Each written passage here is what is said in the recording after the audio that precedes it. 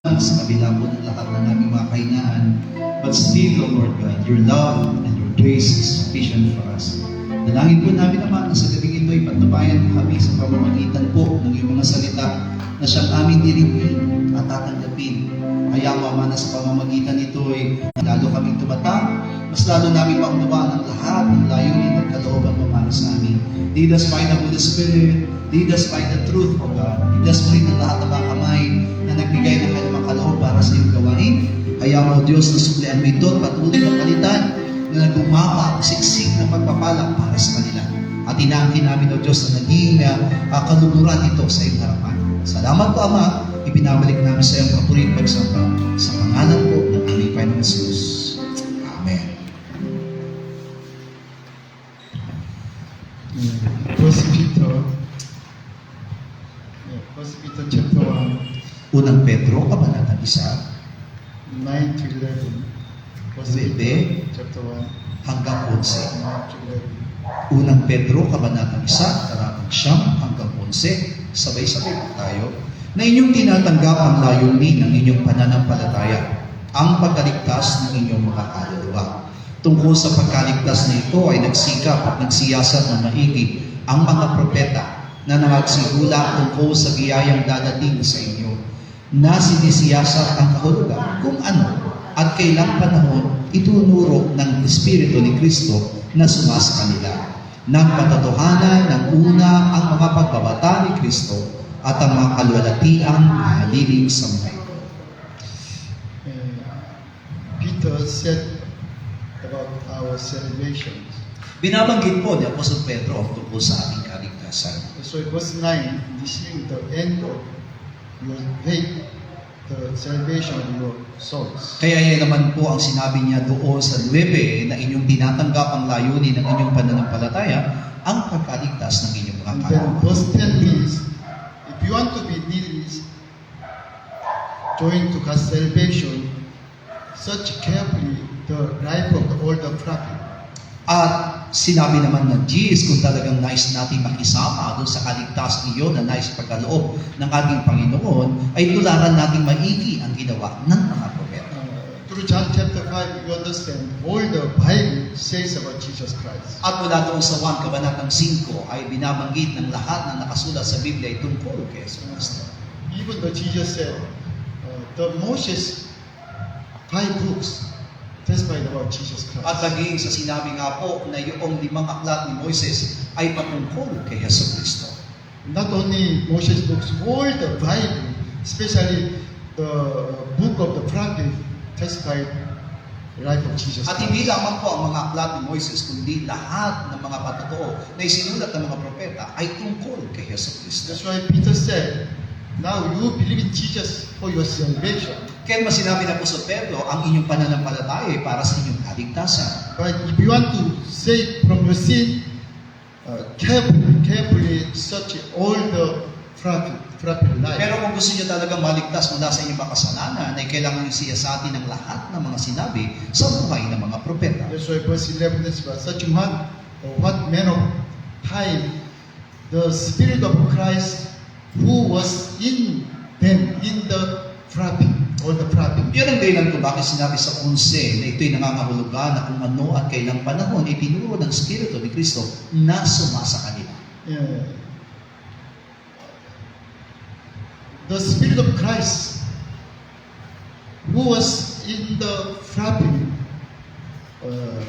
revealed the life of the Christ through the prophet lives. Yung mismong Espiritu ni Kristo na sumasa mga propeta ang nagpahayag tungkol sa magiging buhay ni Jesus Kristo. That's why through the Bible you can understand all the prophets in the Bible, they suffered and then they killed by the people. Kaya naman sa pamagitan ng Biblia ay magnawa natin mabuti ng lahat ng mga propeta ay patuloy din nagdusa at namatay para po kay Kristo. Especially almost kings, they don't like prophet teachings. They don't like prophet sayings. That's why put to jail and then sometimes kill. Lalo na po yung mga hari na ayaw po nila yung mga bagay na yung pinapahayag ng mga propeta. Kaya naman ang ginagawa nila, ikinukulong nila sila at pinapatay. Thanks God because even though during Old Testament times, this Spirit of Christ working in the prophets. Salamat sa Diyos sapagkat kahit na po sa lumang tipan ay gumagawa yung Espiritu ni Kristo sa buhay ng mga propeta. Only 2,000 years ago, when He became man, He came to us. But during all these times also, He was in the man's life. Sa kabila ng siya'y naparito lamang 2,000 taon na nakalipas, pero makikita po natin na yung kanyang Espiritu ay sumasabuhay po ng lahat ng mga propeta sa lumang tipan. Next time, one by one, if we have time, one by one, we'll check all the prophet life, also Old Testament times to the believers. Sa mga susunod na pagkakataon ay maaaring siyasatin natin ang mga naging buhay ng mga propeta at ng mga mananampalataya sa lumang tipan. Like I said, Abel, he was also like as one prophet. That he says of Jesus Christ. Katulad nga po ng naging buhay din ni Abel, siya po isang may tuturing nating kabilang sa mga propeta na nagbabanggit tungkol sa naging buhay ni Jesus Cristo. In the book of the Hebrew said he worshipped to God with true faith. Then the Cain. That's why God received his worship service. Kaya naman doon sa Hebreo ay sinasabi doon na naibigay ni Abel ang mas mabuting pagsamba sa Diyos kaysa sa ginawa ni Cain. Book of the Hebrew said, diba, before Abel killed by his brother Cain, he worshipped God with true faith. Sa pamamagitan nga po ng Biblia ay maunawa natin mabuti na bago mapatay si Abel ng kanyang kapatid na si Cain, na naroon yung kanyang buong pagsamba na may pananampalataya. What's that faith? Faith about Christ, our Savior Christ. Ano po yung sinasabing pananampalataya yun? Yun ay pananalig doon sa ating Kristo. That's why you can understand, even though Adam's son Abel, he understand about Christ. Time come, the Christ will come and save us through His blood. Kaya nga po maintindihan natin mabuti na sa pamamagitan po na rin ng buhay ni Abel ay naunawa niya mabuti yung magiging buhay na sa Kristo na sa kanyang pagparito ay patuloy siyang magdurusa at ipagkakalob at ibububo ang kanyang dugo. When he worship God, he understand Christ come and shed His blood for our salvation. At ang gawa niya ang lahat ng bagay dito sa pamamagitan ng kanyang pagsamba na darating ang Kristo upang magbubo ng kanyang dugo at iligtas ang ating mga buhay. And then by the Spirit of Christ, he worshiped God by the blood of the Lamb. Sa pamamagitan ng Espiritu ni Kristo, siya po ay nasamba sa Diyos sa pamamagitan ng dugo ng Kordero. That's why God received His worship service. Yan ang dahilan kung bakit tinanggap ng Diyos ang kanyang pagsamba. Because he worshipped God through, like I said, blood of Jesus Christ. Sapagat siya ay sumamba sa Diyos katulad ng pagsamba ng dugo ni Kristo.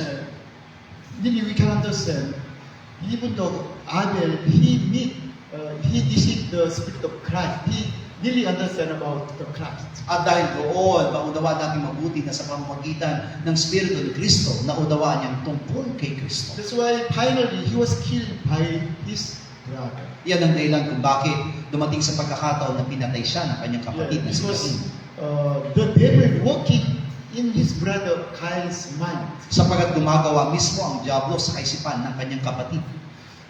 Last week, when we come back to Manila from the Aurora, we saw two teams. One person take cross and then walking, other person they hit their body until bleeding. Sa ating pag-uwi mula doon sa Aurora ay nakita natin na mayroong mga dalawang grupo na sa daan na kung saan yung isa ay nagpapasa ng krus at yung isa naman ay nagpipinitensya at pinadudugo ang kanyang katawan. Especially the people, there's one person who taking big cross and walking. Lalo na po doon sa harapan na maraming mga tao na kung saan may isang tao na naglalakad, na pasan-pasan ang malaking krus. And then other many men, they hit their back until bleeding. At kasunod naman ito yung mga tao po na nagpapadugo ng kanilang mga likuran. Why? Because they want to join the suffering of the Christ. Bakit? Sapagkat ninanais ng mga tao ito na makisama doon sa paghihirap ni Kristo. But problems, they don't know what's the true will of God for our salvation. Pero ang nagiging problema, hindi nila naunawang mabuti kung ano pa yung kalooban ng Diyos tungkol sa ating kaligtasan. And this religion, through religion, they can feel something in their mind, but there's no guarantee for their salvation. At may tuturing natin na po ito isang reliyosong gawain lamang na sa pamamagitan ng kanilang mga damdamin ay hindi nila naunawang mabuti kung anong ibig sabihin ng kaligtasan. Okay, if you want salvation like a Catholic system, it's very easy. All the time, we can call our members and try in the church. Kaya kung gusto po natin na gayahin yung nagiging pananaw ng mga Katoliko sa kaligtasan, maaaring masasabi natin napakadali yan at tatawagin lamang natin yung ating mga miyembro sa iglesia at iyon ay ating gagawin. But there's no salvation. That is only religion. Pero wala pong kaligtasan matatamo doon kundi ito isang reliyon lamang. There's no Jesus Christ. There's no grace of Jesus Christ. Ibig sabihin, wala doon si Jesus Kristo at wala rin ang kanyang biyaya doon. Of course, we have to love the cross. Really, we have to love the cross. Totoo nga po na kailangan naman talaga natin ibigin ang krus. But it is not visible cross. We have to love the cross of Jesus Christ. Pero hindi po yung tinatawag na nakikitang krus, kundi ang kailangang ibigin natin ay ang krus ni Kristo. We have to join to the cross of the Jesus Christ and died on the cross. Ibig sabihin, kailangan natin makisa doon sa krus ni Kristo at mamatay kasama niya sa krus. Also, through our life, we have to join to cross of Jesus At Christ. sa pamamagitan din ng ating mga buhay, kailangan tayo makisama sa krus ni Jesus. Maybe the Catholic members in the evening, they drink and then some doing something, because that is religion. Pero maaari nga po na kapag tapos na ginawa ng mga Katoliko ang mga bagay na iyon, sa gabi naman sila'y magsisinom at may mga ibang bagay na silang ginagawa sapagkat ang ginawa nila ay relihiyon. But all the Bible says us, you have to love the cross of Jesus Christ through whole your life. Pero ang kabuuan ng Biblia ay sinasabi sa atin na kailangan natin mahalin ang krus ni Kristo sa ating buong buhay. And then, especially finally, like as a kind, we have to die on the cross with your old man. At sa katapusan ay kailangan tayong mamatay kasama ng ating lumang pagkatao sa krus. That's why Apostle Pablo really clearly says about our salvation through the cross of Jesus Christ. Iyan ang dahilan kung bakit nililiwanag ng Apostol Pablo ang ating kaligtasan sa pamamagitan ng krus ni Kristo. The cross that is Alpha and Omega for our salvation and eternal life. Maliwanag na yung krus na yon ay ang Alpha at ang Omega na siyang kaligtasan at para sa ating buhay na walang hanggan. Really, somebody asking to me, if you want to change your church name, what's good? I want to change it, Cross Church. Merong nagtanong nga sa akin, kung papalitan mo ang pangalan ng iglesia, ano ang ilalagay mo? At sinabi ko sa kanya ay krus. Cross Church, the cross of Iglesia ng krus. Church of the Cross. That is good name, and then that's good name. At nasasabi po natin isang magandang pangalan at isang magandang pananampalataya. This is no need change because already we have original church. Pero hindi na natin kailangan palitan ang pangalan ng ating iglesia sapagkat meron na nga po tayong pangalan Philippine Original Church. Yesterday, Jim Young sent me some video about the evangelism in the outside. Kahapon nga po ay nagpadala si Jim yung sa akin ng mga video na kung saan sila ay nangaral ng salita ng Diyos sa labas. Already before I told you, his church name is Church of the Cross. At katulad din po ng sinabi ko sa inyo na yung kanilang iglesia ay may pangalan pong iglesia ng krus. That's why all the time pastor says about the cross and repent and come back to God. Yan ang dahilan kung bakit paulit-ulit na binabanggit ng pastor nila ang tungkol sa krus at magsisi at manumbalik sa Diyos. According to video, even though my granddaughter holding the picket and join to evangelism. At mula doon sa video na yun, makikita mo, pati yung aking apo ay may dala-dala pong placards na nandoon sa kalsada. On the ticket, there's method depart and come back to God. At doon sa kanyang placard ay nakalagay po ang magsisi at manumbalik sa Diyos. That is their message, come back to God through the cross. Magiging maliwanag nga po na iyon ang kanilang mensahe na kailangan magsisi at manumbalik sa Diyos sa pamamagitan ng kanyang krus. It is their message. We are all sinners, that's why we have to die on the cross.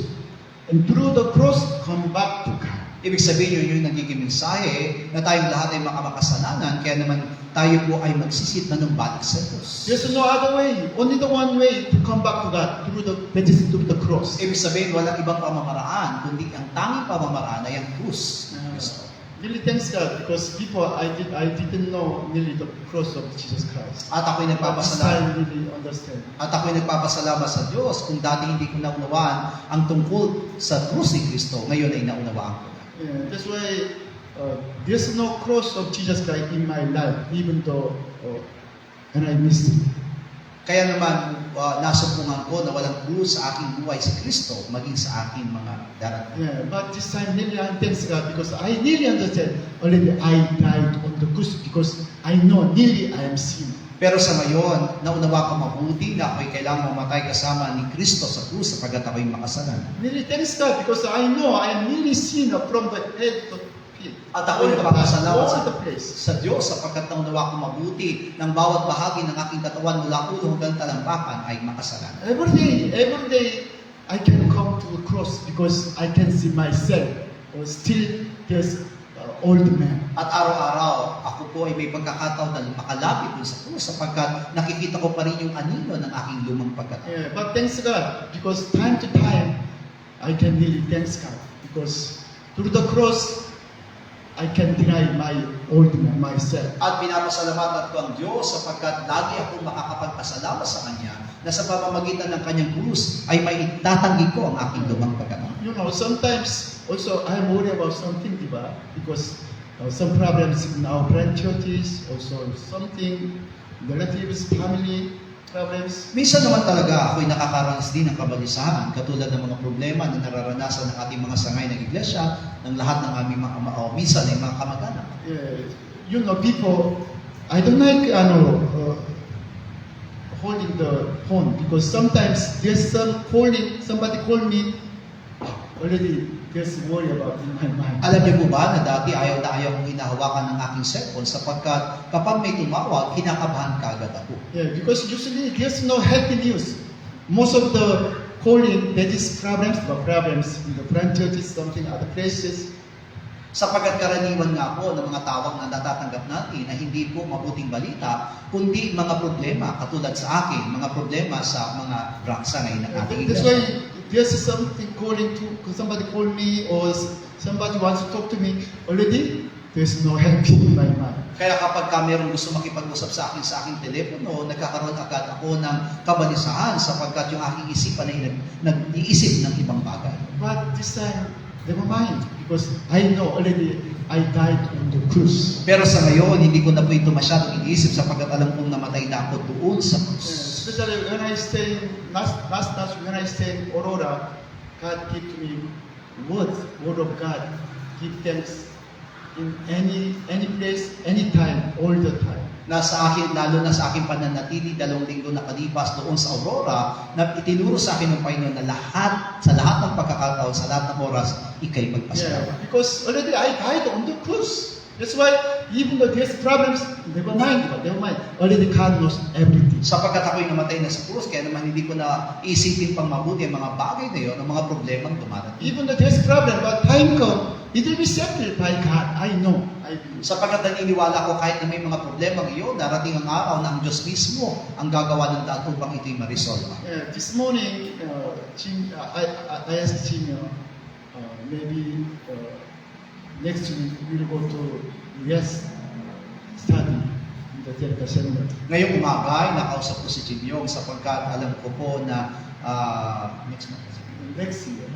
Sa susunod na taon ay maaaring pumunta na si Jim Yong sa Amerika para Because mag-aral. already he studied through online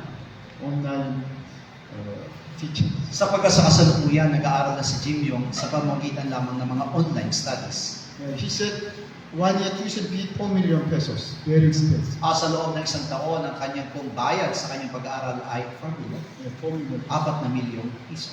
Yeah. That's why I asked Jim Young, if you go to US and study, how can survive your family? At nasabi ko nga po kay Jim Yong, paano pag pumunta ka na doon sa Amerika, paano ang pangangailangan ng iyong pamilya? He said, never mind, because God knows everything. Sinabi niya sa akin, hindi ko na iniisip yun sapagkat alam ng Diyos ang lahat ng aking He pangailangan. said, I'm not worried about it because God provides all my needs. He said. Hindi na ako nangangamba sa mga bagay na aking kailangan sapagkat ang Diyos ang magkakalob dito sa akin. And then I told him, much better, until your second baby, like I said, when he become 1 year old, even though before 1 year old, something become big baby, much better go to US. Kaya nga po nasabi ko sa kanya na bago mag-isang taon, yung anak mo mas maganda, ikaw ay nasa Amerika na. And then I told him, only just you try to get baby only food, first and second, not. At nasabi ko nga po sa kanya na sapat na ang dalawang anak, huwag mo na itong dadagdagan. He said, I don't know. He said, I don't know. Means he want to get some more baby. At nasabi niya sa akin na hindi ko alam. Ibig sabihin, nasa kanyang isipan na dagdagan pa ito. And then also he said, maybe we can adapt.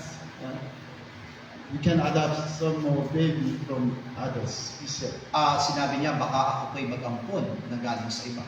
That's why I told him, if you can love other children more than your own children, okay, you adopt. But you cannot, do not adopt. At nasabi ko nga sa kanya, kung kaya mong mahalin ang iyong mga aampunin na bata kaysa sa iyong anak, mag-ampun ka. Pero pag hindi, huwag. I know this, the missionary, especially during theological seminary studying time, and then after study, and then life of missionary is very hard. I know. Alam ko ang magiging buhay ng mga isang misyonaryo sapagkat lalo na po yung panahon na siya nag-aaral hanggang sa po siya humawak ng mga ministeryo, kabisado po ang takbo ng buhay ng mga misyonaryo. Yeah, but he don't like to change his mind because he saw the true treasure of Jesus Christ. Pero sa kabila ng bagay na iyon, hindi nababago ang isipan ni Jim Yong sapagkat nasumbungan niya yung tunay na kayamanan sa kanyang buhay at iyon ay si Yesu Cristo. I can see his true faith. He want to get really eternal life. At nakita ko yung tunay niyang pananampalataya at ang hangarin niya na magkaroon ng buhay na walang hanggan. Thanks God, because before he met with wife, already he said to wife, I'll be missionary. Sapagkat bago pa lamang siya mag-asawa sa kanyang naging asawa ngayon, ay sinabi niya na doon na darating ang araw ako'y magiging isang misyonaryo. When he asked his girlfriend, will you marry with me? But you have to understand, after marriage, I'll be missionary. Kaya naman, bago sila magpakasal, ay tinanong niya yung kanyang kasintahan na ako'y magiging misyonaryo pagdating ng araw, pakakasalan mo pa rin ba ako? That's why I think there's no problem with wife, even though go to mission. Kaya nga, naniniwala ako na walang magiging problema sa kanyang asawa kahit na po siya ay pumayo para sa mission. Because many, the pastors, missionaries' wife, they angry to pastor and missionary when they have no money. Sapagkat karamihan nga po na nagiging asawa ng isang pastor o misyonaryo ay nagagalit sa kanyang asawang pastor at misyonaryo kapag wala silang pera. You know, men and women's mind is not same. Sapagkat alam naman natin ang kaisipan ng babae at ang kaisipan ng lalaki hindi magkapareho. Men is just very simple. Already decide, follow Jesus. Okay, follow Jesus. Not thinking others. Sa mga lalaki, kapag sila'y nagdesisyon na sila'y susunod kay Kristo, wala na silang intindihin pang ibang bagay. That's why we also, before I told my wife, I'll go to mission and then not stop. But you don't like, I separate from you. At ganun din ang aking naging buhay na sinabi ko sa aking asawa na ako'y magmimisyon at tahayo. Kung ako'y pipigilin mo at sa aking pagmimisyon, maghiwalay na tayo. I told my wife, for my eternal life, I cannot start my ministry. At para sa aking buhay na walang daan, ay hindi ko ititigil ang aking ministeryo. But woman is different because they have to take care of children, also they have to buy food, take care of the family.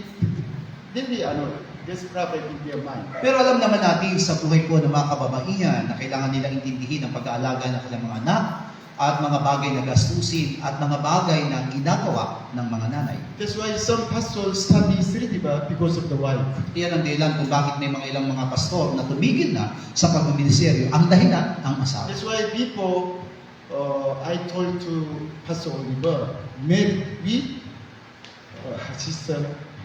Yan ang dahilan kung bakit ako mismo ang nag-utos din kay Pastor Oliver na kung ikaw ay mag-asawa, Sister Marilyn ang iyong asawain. Already I forgot, but Pastor Oliver reminded me about that one. At yun ay pinaalala rin sa akin ni Pastor Oliver. He said to me, when stay in our church, I told him, you married, but not married. I have no mind to you. Na pinaalala niya sa akin na sinabi ko sa kanya, kung kailangan mo mag-asawa, sapag kung hindi ka mag-asawa, hindi ako magkakaroon ng isipan para sa iyo. Yeah, because pastor wife is really different way, different mind. We need different mind. Sapagkat alam natin na ang asawa ng isang pastor ay dapat na may ibang kaisipan. Yeah, that's why if you want to be pastoral missionary, you need prayer and then let the God decide your wife. Kaya naman kung ikaw ay magiging pastor at gusto mo maging pastor at misyonaryo, ikaw ay lubos na manalangin sapagkat ang Diyos mismo ang dapat pipili ng iyong mapapangasawa. Hallelujah. Even though not become pastor and wife, you have to pray to God about your will. Tandaan natin na kahit na hindi tayo magiging pastor o misyonaryo, kailangan nyo ipanalangin ang inyong mapapangasawa. And today Korea is so much changed. Today young men said, before marriage, they want to together stay. They want to check mind everything, and then if that's good, the time they want to marry. Alam niyo po ba sa Korea, iba na ang style ngayon. Ang style po ng mga kalalakihan ngayon doon, magsasama muna sila ng kanyang kasintahan at tetestingin kung magiging maayos, magpapakasal sila. Kung hindi, maaaring maghiwalay. But until my time, almost parents, they decide their children's husband and wife. Pero nung panahon namin, ang mga magulang ang nagdidesisyon kung sino ang dapat namin mapangasawa. That's why by the parents already decide husband and wife. Kaya nga po sa pamamagitan ng mga magulang, malalaman mo lang agad kung sino ang iyong mapapangasawa. You know, when parents, they are looking for their children's husband and wife, diba? Husband and wife, they want to first check the parents of the son-in-law and daughter-in-law. Alam niyo po ba na kapag ang mga magulang noon ang mamimili na mapapangasawa ng kanilang mga anak, sisiyasatin muna nila yung magulang na mapapangasawa ng kanilang anak. Yeah, because almost children, they are same. They have same character of the parents. Sapagkat yung anak ay katulad din po ng ugali ng kanyang mga magulang. Parents, they are good. Also, their children is. Kaya kung mabuti ang magulang, magiging mabuti rin yung anak. That's why people you marry, you need to check also your girlfriend, boyfriend's parents. Kaya kung kayo mag-aasawa, siyasatin niyo munang mabuti yung magulang ng inyong mapapangasawa. Of course, I don't know, like as Brother Gerald, after graduate, get a seminary, if you are married, please come to us. We'll check your girlfriend. Kaya nga po si Brother Gerald ay pagdating ng araw, siya ay magministeryo, at ikaw ay mag-aasawa, Brother Gerald. Bago ka mag-asawa, idalhin mo muna sa amin kasi i-check namin kung sino yung mapapangasawa mo. Just, will advise to you. Sapagkat kami yung magpapayo sa iyo mismo na mapapangasawa. It was from first time, it was really my mind. Because pastor's wife is really important. Yan ang aking talagang kaisipan sapagkat napakahalaga ang mapapangasawa ng isang magiging pastor. Do you remember the Pastor Dennis who came from Quirino province? Do you know? Do you know the who handled our church. Naalala niyo po ba si Pastor Dennis na taga Quirino province na kung saan siya yung dating may hawak ng Parañaque, yung maliit na lalaki. One day he told me, Pastor, I want married. I have girlfriend. At sinabi po sa akin ni Pastor Dennis na, Pastor, gusto ko na pong mag-asawa sapagkat meron na akong kasintahan. That's why I told him, okay, I'll go. You try to meet your girlfriend. At sinabi ko sa kanya, sige, tara, puntahan natin yung iyong mapapangasawa para makilala ko. That's why I went to Bayongbong, hanggang Bayongbong with brothers, but I did not meet the girlfriend. Pero alam niyo po ba, sinamahan ko si Pastor Dennis hanggang Mayumbong, Nueva Vizcaya. Pero hindi ko po nakilala yung kanyang Yeah, mapapangasawa. because Pastor Dennis said, Pastor, just wait here because I first check my girlfriend through mine, and then if she's okay, I'll call you. Sapagkat ang sabi sa akin ni Pastor Dennis, Pastor, dito ka lang maghintay, sisiyasatin ko muna yung aking magiging mapapangasawa, kung ang kanyang kaisipan ay gusto niya, tsaka kita patatawag. But maybe the girlfriend already changed. I have to marry Pastor Dennis. Pero siguro, nagbago yung isipan ng babae na ayaw niya na mapangasawa si Pastor Dennis. Yeah. Because how much important our salvation and eternal life. Napakahalaga po, gaano kahalaga yung ating buhay na walang hanggan at kaligtasan. Almost lalaki, almost men, they are looking for beautiful women. Karamihan ng mga lalaki hinahanap ang magagandang babae. But you know, even though you marry beautiful woman, but maybe after 1 year, 2 years, after no more mind about beautiful appearance. Pero kahit na mag-asawa kayo na magaganda, tandaan ninyo, bumilang ka lang ng 1, 2 taon, hindi na yun naisipang maging maganda pa. Just it is important the mind, especially the character. Ang mahalaga ay yung nilalaman ng kanilang mga puso, yung kanilang pag-ugali. That's why what is important? Faith, pananampalataya, or characteristic. Ano ba ang mahalaga? Pananampalataya o yung kanyang katangian? Yeah, when you decide your girlfriend or boyfriend, what is important? Faith or characteristic? Kaya sa inyong mga magkakasintahan, ano ba ang mahalaga sa inyo? Hinahanap ninyo yung kanyang pananampalataya o yung kanyang itsura? Mind, especially mind. Lalo na What is important? Pananampalataya or mind? Ano ba yung gusto ninyo? Yung pananampalataya niya o yung nalilalaman ng kanyang puso? You know, this pananampalataya, faith is sometimes good, sometimes change. Alam niyo ba, ang pananampalataya minsan maganda, minsan hindi. But also especially when they travel, problems, especially no money, no more faith. Alam niyo po ba na lalo na kapag walang pera, nawawala din ang pananampalataya. But this character is not change, same character. Almost most of the time not change, same character. Pero kapag ang ugali ng iyong mapapangasawa ay maganda, hindi po ito nababago. That's why I want to talk to you much better. You're looking for girlfriend or boyfriend, those who have good character. Kaya nga po kung kayo maghahanap ng inyong mga mapapangasawa, hanapin niyo yung may magandang ugali. Yeah, of course, if your girlfriend or boyfriend, old man, already died, on the nearly died, never mind, no problems. At kung mamamatay yung kasintahan, ang kanyang lumang pagkatao, wala kayong magiging problema. Hallelujah. Amen. Yeah. Of course, even though our old man died on the cross, but still, sometimes we have stronger working in our heart. Tandaan natin, bagamat mamatay yung ating lumang pagkatao sa krus, dumarating pa rin sa pagkakataon na gumagawa yung ating ugali sa ating buhay. Yeah, but we can check again by the Holy Spirit.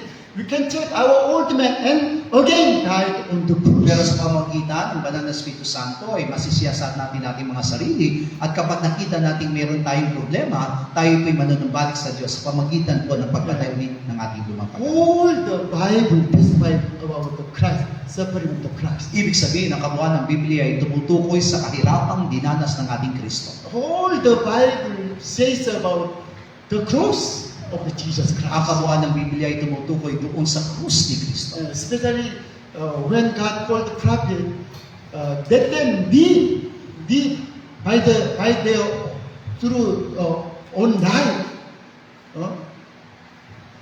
joined to mind of the cross, the way of the cross. Lalo na nung tinawag ng Diyos ang lahat ng mga propeta, ang hinahangad niya po'y mamuhay ang mga propetang ito ayon doon sa kaisipan na nakatuon sa krus ni Kristo. Same, all the men today, all the Christians, we have to deny ourselves and take a follow Jesus At yan Christ. din ang hinahangad ng Diyos sa mga tao ngayon na kailangan natin ay limutin ang ating mga sarili, pasanin ang krus at sumunod sa Kanya. Yeah, because we can meet Jesus Christ on the cross. Sapagkat yun lamang ang dahilan para tayo makasama ni Kristo sa Yeah, krus. we can come to God through only the cross. At makalalapit lamang tayo sa Diyos sa pamamagitan ng krus. We can get eternal life only through the cross. Mararanasan din natin ang buhay na walang hanggan sa pamamagitan ng krus. There's no other way.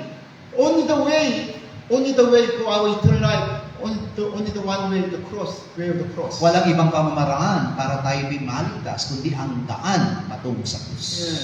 What's the way of the cross? The message of the cross. Suffering, diba? Suffering. This suffering in our faith life. At yung daan ng krus na yun ay tungkol doon sa kahirapan. Kaya kung maaaring makaranas tayo ng kahirapan sa ating mga pananampalataya. Yeah, that's why you see Romans chapter 8, 17 and 18. Roma 8:17 hanggang 18. At kung mga anak ay mga tagapagmana nga, mga tagapagmana sa Diyos, at mga kasamang tagapagmana ni Kristo, kung gayon, makipagtiis tayo sa Kanya, upang tayo luwalhatiin namang kasama niya, sapagkat napatutunayan ko na ang pagtitiis sa panahon ito'y hindi karapat-dapat maitumpas sa kalulatiang pahayag sa Kanya. It is God's will, diba? We will be heir of God in heaven. Ibig sabihin, kalooban ng Diyos sa tayo maging tagapagmana niya doon sa kalangitan. But if we want to be heir of God in heaven as a God's children, God's son, we have to join to suffering of Jesus Christ. Pero kung gusto natin talaga maging kasamang tagapagmana ni Kristo doon sa krus, ay sa langit, ay kailangan tayong makipagtiis kasama ni Kristo. Because if you don't like to join to suffering of Jesus Christ, there's no glory of God. Sapagkat kung di tayo makikipagtiis kasama ni Kristo, wala rin pong kalulati ang tataglayin But tayo. thanks God, verse 18, diba? I consider that the sufferings of this present time are not worth to be compared with the glory which shall be revealed. Pero salamat sa Diyos sapagkat ipinahayag sa talatang 18, sapagkat napatutunayan ko na ang pagtitiis sa panahong ito'y hindi karapat-dapat maitumba sa kalulati ang mahayag We sa cannot consider, we cannot imagine about the glory of God in heaven. Ibig sabihin, hindi natin kayang ilarawan yung kalulatian ng Diyos doon sa kalangitan. But without the way of the cross, diba? Way of the cross, without dying on the cross, we cannot join to glory of God. Pero kung walang daan ng krus at tumalayo ang pagtitiis ka doon sa krus, hindi po tayo makasama doon sa kalulatian ni Kristo. Yeah, that's why you see all the disciples of Jesus Christ, they join to suffering. They want to really join to suffering with Jesus Christ. Iyan ang dahilan kung bakit lahat ng mga naging alagad ng ating Panginoong sa Kristo ay sumama doon sa pagtitiis ni Yesu Kristo. Especially when they died for the Christ, they were really happy. Lalo na pagdating doon sa kanilang naging kamatayan, sila ay naging masaya maging sa kanilang kamatayan. Of course, we don't like suffering in our life. Bawat sa po sa atin na hindi po nagnanais na magkaroon ng kahirapan sa ating buhay. Thanks God, because there's no true suffering in the Philippines, like by the Catholic or other religion. Pero salamat sapagkat sa Pilipinas, hindi naman talaga tayo namimigati o wala tayong kahirapan. But even though in our faith life, there's suffering, diba? Suffering in our faith life. Pero alam natin na sa ating buhay pananampalataya, nakakaranas din tayo ng pagtitiis. Yeah, because in the relationship, in the church, especially in the church, relationship with other brothers and sisters, there's sufferings. Katulad din po ng ating pakikipagrelasyon sa ating mga kapatiran, meron minsan nangyayari na pagtitiis. Already those who died, old men died on the cross, usually they are not judging or jealous other brothers and sisters. At alam natin na kapag ang iyong lumang pagkatao namatay na sa krus, wala ka nang mararanasang inggit para sa iyo. The problem today, almost Christian, old men not died on the cross. Pero nagiging problema, karamihan ng mga mananampalataya ngayon hindi pa namamatay ang kanyang lumang pagkatao sa That's why krus. they are very easily jealous, judge other brothers and Yan ang sisters. dahilan kung bakit may inggit at may mga alitan sa mga kapatiran. Yeah. Let's check ourselves. We don't like say others, diba? We don't like, we like to say others. Kaya naman siyasatin natin ang ating mga sarili sapagkat tayo rin mismo ay ayaw natin may mga bagay na nasasabi sa atin. Sometimes we also say, after talking something, I repent. Kaya ganun din sa aking buhay na kapag ako'y may nasabing hindi maganda mula sa aking labi, ako'y nagsisisi. Yeah. But if our dear old man completely died on the cross, our lives will be changed. Pero kung lubos na namatay ang ating lumang pagkatao sa krus, tunay na tayo lubos na mababago. Yeah, you see, the between workers, there's something. Something all the time. There's something problems. At alam natin, maging sa buhay ng mga manggagawa, meron din talagang problema na nararanasan. Yeah, sometimes they angry to other workers. Why our pastor only love this worker? At minsan nga po ay nagkakaroon pa ng inggitan ibang manggagawa na bakit siya lang ang paborito ni Yeah, that's pastor. why it's very hard. The pastor really, when we greetings workers, we have to say greetings. Yan ang dahilan kung bakit kapag ang pastor ay bumabati sa isa, kailangan batiin lahat. Yeah, for example, pastor greetings, hello. But hello, all other workers they are angry. Kaya kung halimbawa, yung pagbati dito ay pare-pareho, pagdating dun sa isa, hindi ka pareho, magkakaroon pa sila ng inggit doon. That's why in the theological seminary in Korea, teaching, when you meet your church members, same mind, same appearance, same smile, not smile. Kaya doon sa aming eskwela sa Theological Seminary sa Korea, sinabi sa amin na kung ikaw ay ngingiti sa lahat ng mga membro, kailangan pare-pareho ang ngiti. Yeah, because they are always strongly alive. That's why we have to really be careful. At dahil nga po nabubuhay pa yung mga lumang pagkatao ng mga yan, kailangan natin maging maingat. That's why some worker, no problem. But how about this? Jealous or judgment to this worker. Sa ibang mga manggagawa, maaaring walang magiging problema, pero may mga iba naman talaga na nakakaranas ng inggit at ibang damdamin. But if this worker, this believer, already old man died on the cross, no problem there. No, never mind. It's okay. Pero kung tunay na namatay yung lumang pagkatao ng manggagawang iyon, walang magiging problema sa kanya kahit na anong kanyang makita. Because already died on the cross, Jesus can be him. That's why never mind. At dahil namatay na ang kanyang lumang pagkatao sa krus, wala na siyang ibang mararamdaman sa kanyang puso. That's why even if there's some jealous or judgment to them, no problem. Kaya meron mang inggitan o meron mang paghahatol sa bawat sa, hindi na ito niya po problema. That's why I told you when I said Aurora, God touched me. That's why from that point, I am really thanks God. Kaya sa pananatili, All the problem, all the time. pananatili ko sa Aurora ay nagkaroon ako ng, binigyan ako ng mensahe ng Diyos. Kaya wala magiging problema sa akin sa lahat. Yeah, because already my old man, myself died on the cross. That's why even though there's something problem, never mind. It's not my Kaya problem. nga po namatay, dahil namatay na ang lumang pagkatao sa krus, kaya kahit na may problema ang dumating, ibinabalibala ko. For example, if somebody misunderstand and judgment to me, it's okay, never mind. Only Kaya- I died on the cross. Kaya kung halimbawa may mga hahatol sa akin, wala na akong pakialam doon sapagkat namatay na ang lumang pagkatao sa krus. According to that kind of problem, my emotion is not moving. It's all the time sad. Sapagkat sa pamagitan ng mga problema iyon ay naunawa ko mabuti na hindi na dapat nababago yung aking nararamdaman. Yeah, all the time, but in our face, like there's suffering of the cross. Tandaan natin na sa ating buhay pananampalataya, laging may pagtitiis. But if our old man already died on the cross, Jesus living us, we can overcome that. We can overcome. Pero kung namatay natin lumang pagkatao kasama ni Kristo sa krus, lahat ng bagay na yun ay ating mapagtatagumpayan. Even though there's something like the problems, we can see our old man, diba? When you hearing something misunderstanding, yes, we can show, still this one, my old man is alive. Alam naman natin na kapag dumaranas tayo ng problema, nakikita natin na kung paano nagmamanifesto pa rin sa ating mga buhay yung ating lumang pagkatao. Like I said, when hearing somebody talking to us, and then something, my old man want to angry, diba? At the time, we can kill.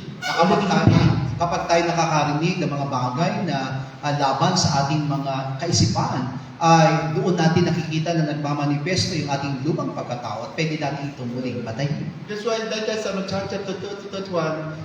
When we stay in the truth, we can know the truth, and then we can be set free by the truth. At kung paano nga po na sinabi doon sa 8? John chapter 8. Sa 1 Kabanatang 8, talatang 30-31 na sinabi doon na malalaman natin ang katotohanan at yung katotohanan ang magpapalaya sa atin.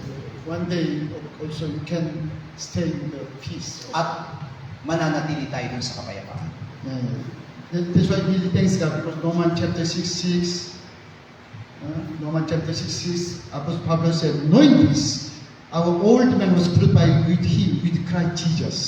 That's Okay. why. Okay. At nagpapasalamat tayo sapagkat sinabi sa Roma Kabanatang 6, talatang 6, na nalalaman natin ang ating dating pagkatao ay kalakip niyang napako sa krus upang ang katawang sa darin ay mag-iba at ang sa gayon huwag na tayong maalipin pa ng kasalanan. Don't need to have narrative, but we have to nearly die on the cross. Hindi natin kailangan ng karunungan. Ang kailangan natin ay mamatay tayo doon sa lumang pagkatao sa krus. It's not difficult. Meaning, you understand you are true sinner and really understand how much God is really holy God. Hindi mahirap unawain. Ang dapat lamang natin isipin gaano tayo makasalanan samantalang ang Diyos na ating sinasamba ay napakabanal. When Adam becomes sinner, diba? When Adam obeyed the devil, the king of the world, the devil, into the house. Kaya naman ang si Adan ay makinig doon sa tinig ng Diablo, yung mismong Diablo po ay naghari sa ating mga puso. That's why there's no good in our mind, in our heart. Kaya naman walang masusumpong mabuti sa ating mga katawan, sa ating mga puso. That's why Jesus said, only God is good, diba? There's At no one good. At ang tanging Diyos lamang ang mabuti at walang sino man ang mabuti sa That's why we have to ating. die on the cross. Kaya naman kailangan natin mamatay sa krus. God asking to us, die on the cross. Ang hinahangad sa atin ng Diyos ay mamatay sa krus. Not asking to really take, carry the cross and walking on the road. At hindi natin kailangan na magpasa ng krus at lumakad sa kalsada. Not hit the body by with the stone, diba? And then breathe. At hindi natin kailangan na parusahan ang ating mga katawan upang ito'y paduguin. That's why, please, you check every day. You check yourself how much you are sinner. Ang kailangan lang natin gawin araw-araw ay siya sa atin ang ating mga puso kung gaano tayo makasalanan. Okay, like this. If you are nearly in the truth, your sin, your word is really changed. Kung tayo po'y tunay na nasa katotohanan, mababago at malalaman natin yung lumalabas sa ating mga Okay, salita. you check. How about when your members, your several members, church workers, when you meet together, what is topic? What are you saying? Halimbawa nga po na tayo nakikita-kita, mga kapatiran o mga kapwa manggagawa, ano ang nagiging pinag-uusapan ninyo? What? Are you saying the truth, word of God? Ang pinag-uusapan niyo po ba'y katotohanan o salita ng Are you Diyos? satisfied about Jesus Christ? Kayo po ba'y nagpapatotoo tungkol sa krus ni Kristo? No, almost you are not, but you are not. On just talking. Ang karaniwang pinag-usapan natin ay mga biro-biroan at anumang salita. And then sometimes I will try to talking to other brothers and sisters and then make At ang minsan, ang pinag-usapan natin ay yung buhay ng mga kapatiran at iyon ang ating nagiging topic. Before, when I check myself, also same, you also same. At ang siyasabi ko ang aking sarili, ganyan din ang nagagawa ko. But this time I want to be careful because I know it is not God's will. Pero sa ngayon, ako'y maging maingat sapagkat alam ko hindi ito ang kalooban ng Yes, Diyos. because my old man wants to talk, wants to judge others, talking, other joking. Sapagkat ang nais ng aking lumang pagkatao ay humatol sa iba at magsalita ng laban sa iba. But my new man, who Jesus Christ did in me, wants to testify Jesus Christ himself, wants to say the truth. Pero ang bagong pagkatao ko, ang ninanais na si Kristo na nanana sa akin, ang sabihin po ay ang katotohanan, yung mga bagay tungkol sa That's why now, like as youth, from now, you have to control your time, especially when you with other brothers and sisters. na maging sa mga kabataan, yan din po ang dapat ninyo gawin na kailangan kayong mapagpigil sa inyong mga sarili. Yeah.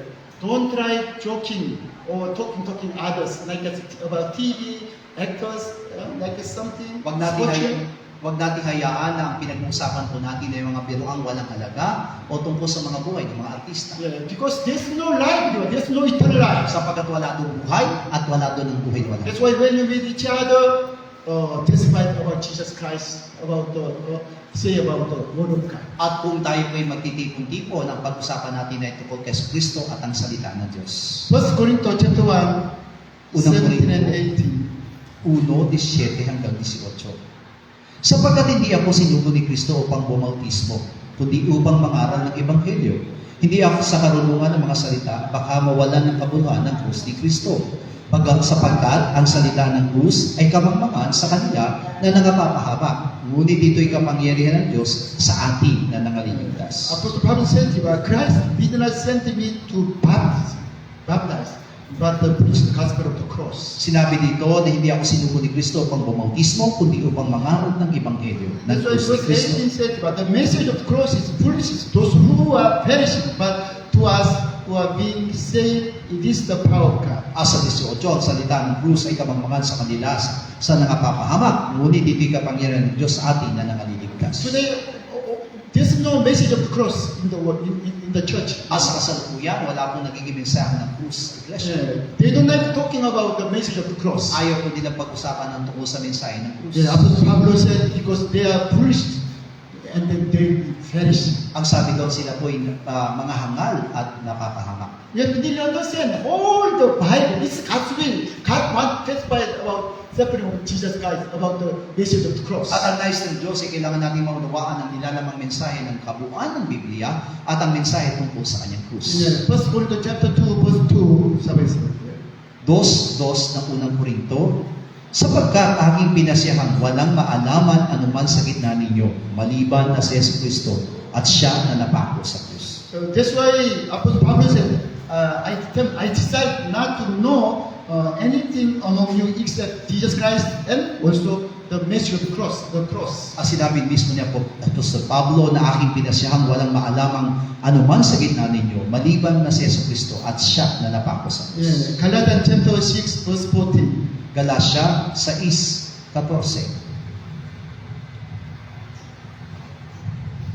Datapwat malayo nawa sa akin ang pagmamapuri, maliban na sa krus na ating Panginoong Jesucristo, na sa pamamagitan niya oy ang sanlibutan ay napako sa krus sa kanang akin, at ako'y sa sanlibutan.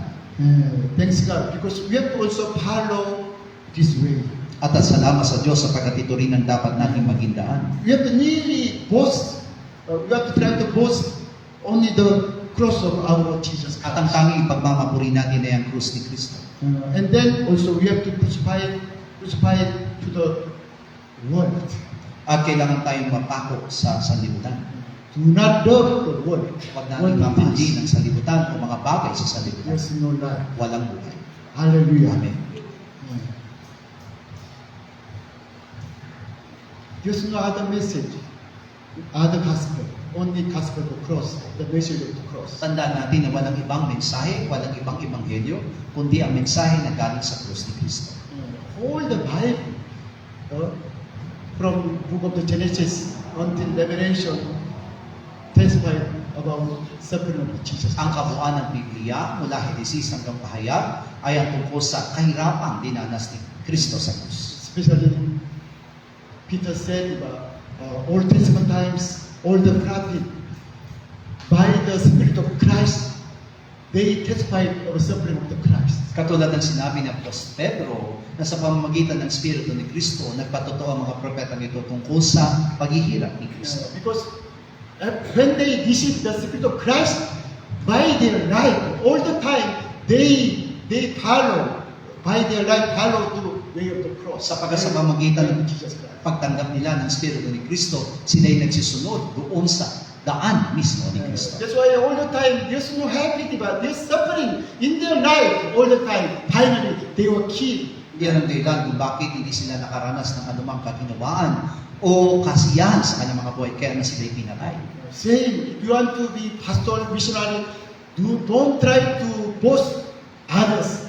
You try to boast only the cross, message of the cross. Yan ang dahilan kung bakit nagnanais man tayo maging pastor o misyonaryo, wala tayong ibang pagmamalaki kundi ang mensahe ng krus ni And then Kristo. we have to really love to only love the cross of Jesus. At kailangan nating mahalin lamang ay ang krus ni Kristo. You have to really love your own cross and then take cross, follow At Jesus. kailangan nating lubos na mahalin ang ating krus at sumunod kay Kristo. Finally, you can get eternal life. At sa katapusan ay tatanggapin natin ang And buhay na finally, buhay. you can sit on the throne of God with Jesus At Christ. sa katapusan ay patuloy nating baka uupo tayo sa trono kasama ni Kristo. Every day we have died on the cross. At araw-araw ay kailangang mamatay tayo sa krus. Okay, all you can pray. Tayo po lahat ay mananalangin Let's sa shout oras na ito. 3 times. Oh my soul, overcome. All you can pray. Oh my soul, overcome. At tayo po'y manalangin. Oh my soul, overcome. Oh my soul, overcome. And oh my soul, overcome.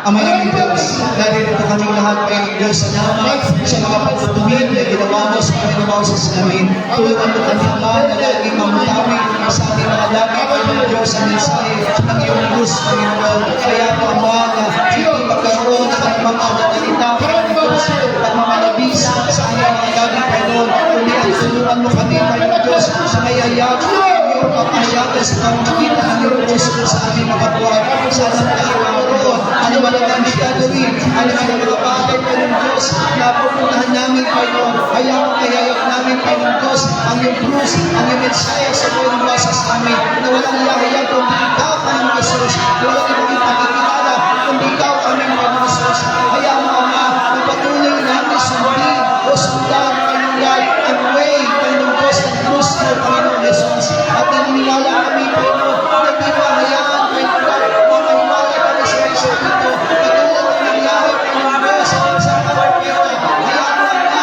na ang Espiritu Panginoon Jesus Cristo ang siyang sulami sa bawat bata. Tulungan mo kami na mensahe ito ay patuloy na mag-anak sa buhay ng basa sa amin. At sa pagkakagay Panginoon God, na hiniligta ang aming kanyang pagkatao. Kaya kung may papo namin ang aming mga datiyang pagkatao, kasama ng mga gawain nito, Panginoon God, at walang ibang papagaliin sa aming mga buhay kundi ang lamang, Panginoon.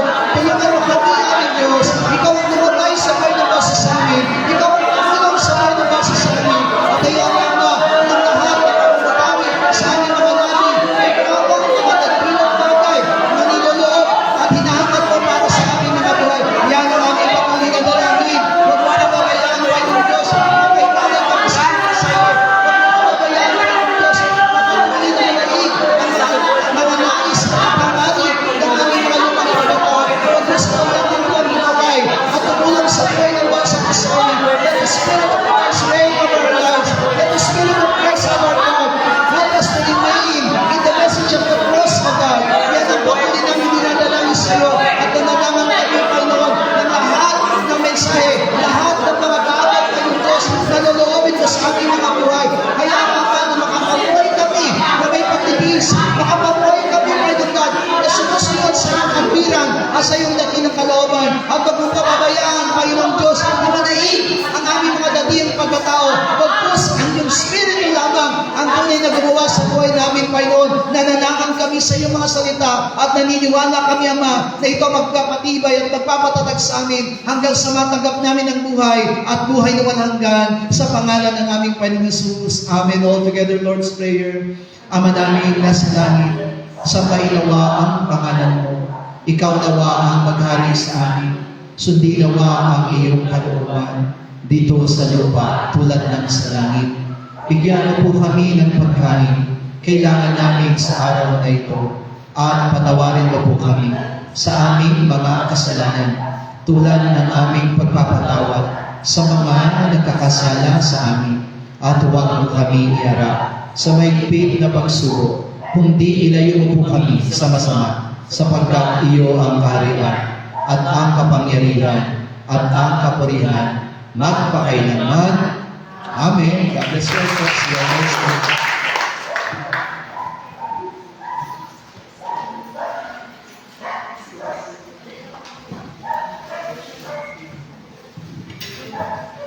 Okay.